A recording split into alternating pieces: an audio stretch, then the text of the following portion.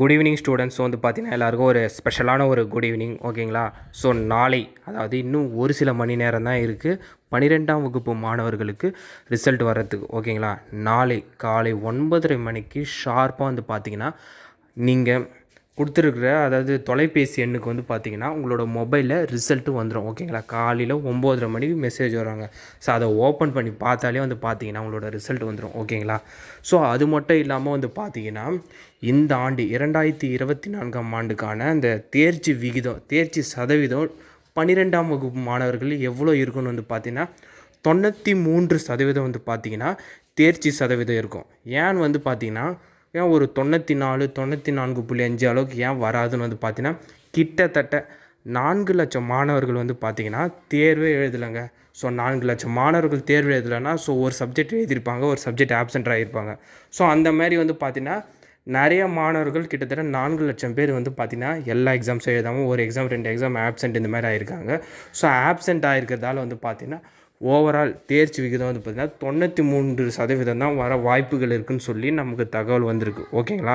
So இதை விட இன்னும் கொஞ்சம் அதிகம் வரலாம்.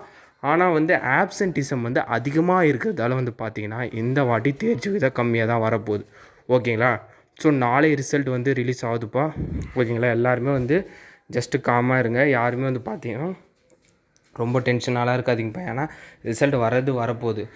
ஹாப்பியாக இருங்க, ரிலாக்ஸாக இருங்க, வர ரிசல்ட்டை பார்ப்போம் ஓகேங்களா. ஸோ ஒன்றும் இஷ்யூஸ் கிடையாது.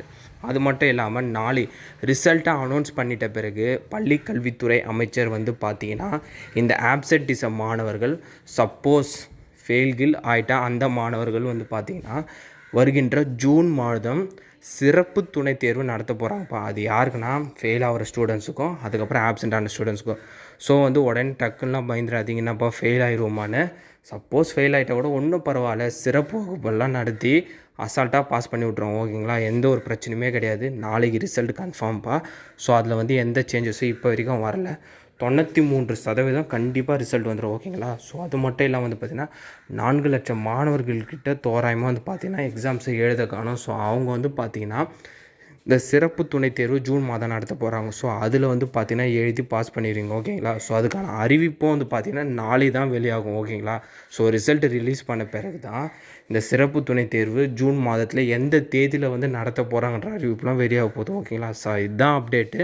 ஸோ மறக்காமல் இந்த அப்டேட்டை உங்கள் ஃப்ரெண்ட்ஸ் அண்ட் ஸ்டூடெண்ட்ஸுக்கு ஷேர் பண்ணிடுங்க.